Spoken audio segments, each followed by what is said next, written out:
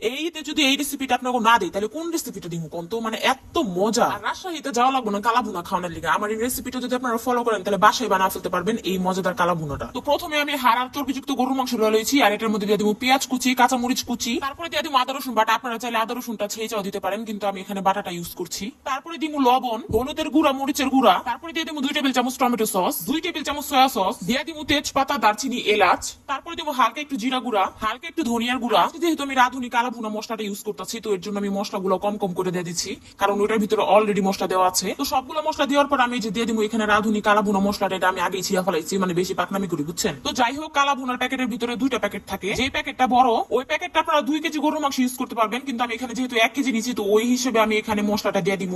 তারপরে দিয়ে দিব সরিষার তেল। তারপর আমি সুন্দরভাবে সবগুলো মিক্স করে নিবো। ওই যে দেখেন কি সুন্দর করে মিক্স করতেছি, আর এমন ভাবে মিক্স করবেন জানি সবগুলো মশলা একবারে মাংসের লগে করে ভালোভাবে লাগা যায়। মাংসটা যখন মিক্স করা হয়ে যাবে, এটা আমি 1 ঘন্টা লেগে ম্যারিনেট করে রেখে দিব। আপনারা চাইলে লগে লগে রান্না পারবেন, কিন্তু আমি 1 ঘন্টা লেগে রেখে দিব, কারণ আমার কাছে একটু মজাটা ভালো লাগে। মানে যত ম্যারিনেট করবেন তত মজা লাগবে। রান্না যদি মজাই না হয় তাহলে রান্না লাগ কি কোন। তো 1 ঘন্টা পরে আমি যে চুলায় বহা দিচ্ছি, আর এটার মধ্যে আমি কিন্তু একটু পানি দিয়ে নিচ্ছি। পানি দিয়ে হালকা একটু নাড়াচাড়া দিয়ে লিতেছি, আর এটা আমি ঢাইকা দিই। এটা এখন আপনারা রান্না করতে থাকবেন যে পর্যন্ত পানি না শুকাইবো। আর মাংসটা রান্না হইতে সময় কিন্তু মাংস থেকে আপনি পানি উঠবো, তো ওই পানিতে আপনি মাংসটা ভালোভাবে কষা নিবেন। আর বস্তুটা রান্নার সময় ভালোভাবে নাড়াচাড়া দিবেন, জানি নিচটা পুরা লাগা না যায়। মানে গরুর কালা ভুনা মানে যে কালো হইতে হইবে এমন কিন্তু কোনো কথা না, মানে কালা হইব কিন্তু রান্তে রান্তে কালো হইব। আপনি যে নিচটা পুরা লাগায় জিনিসটারে কালা বানা ফেলাইবেন, ওইটা কিন্তু না। তো এই যে দেখেন মাংসটা কষাইতে কষাইতে একবার পানি পুরো শুকায় গেছে, আর এই যে কি সুন্দর তেল উঠছে। তো এই সময় আমি দিয়ে দিব গরম পানি। আর আপনাকে আমি বারবার কইতাছি মাংসটা যেন নিচটা না লাগে। মানে আমার মতো রান্নার বই আবার টিভি দেখবার যায় না, আমার কিন্তু এই অভ্যাসটা আছে, আমি রান্না চুলায় বহে আমি টিভি দেখবার জায়গা। তো এর জন্য আর কি আপনাকে কইলাম। তো মাংসটা জানি ভালোভাবে সিদ্ধ হয়, এর লেগে আমি গরম পানিটা ইউজ করছি। এখানে আমি বেশি করে গরম পানি ইউজ করুম, তারপর আমি চুলাটা একবারে কমায় দিব। তারপরে মাংসটা মনে করেন আস্তে আস্তে সিদ্ধ হইব আর রান্না হইব। আর রান্নার মাঝখানে মাঝখানে একটু একটু করে নাড়াচাড়া দিবেন।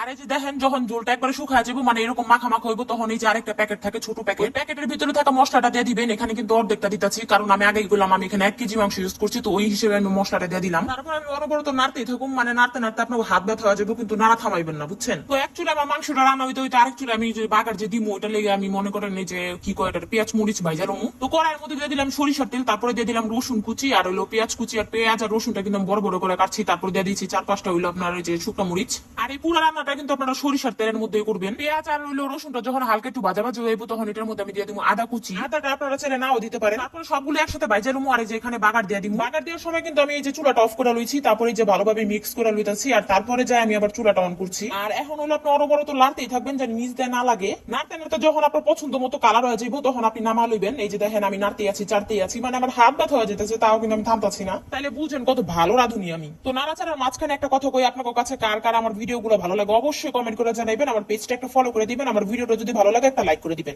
আর টিকটকে যারা দেখতেছেন তারা কিন্তু অবশ্যই আমার পেজটা ফলো করে দিবেন। আমার টিকটক আইডির বায়োতে কিন্তু আমার পেজের লিংকটা দেওয়া আছে। তো আশা করি আপনারা যে আমার পেজটা ফলো করে দিবেন। দেখেন আমাদের গরুর মাংসের কালা ভুনাটা রেডি, আর এটা এখন আমি গরম ভাত দিয়ে খামু। মানে এটা দিয়েই খাই, আমার লগে লগে ভাত খেয়ে মন চাইছে। আপনারা পরোটা দিয়ে অথবা নান রুটি দিয়ে যে কোনো কিছু দিয়ে খাইতে পারবেন, কিন্তু যেহেতু আমি দুপুরে রান্না করছি, এই লেগে আমার মনে ছিল যে আমি একটু বোম্বাই মরিচ দিয়ে ঝাল ঝাল করে গরুর মাংসের কালা ভুনাটা ভাত খাই। মানে রান্নাটা এত সহজ আর খাইতে এত মজা। এই যে দেখেন মানে এত সুন্দর মাখা মাখা হয়েছে তরকারিটা। আমি মাংসটাই খাইতে জল দিয়ে খাই নিতেছি, মানে এত মজা হয়েছে এটা। আর এই যে দেখেন মাংসটা কি সুন্দর গলছে, মানে একটা পুরো মমের মতো বই লাগেছে।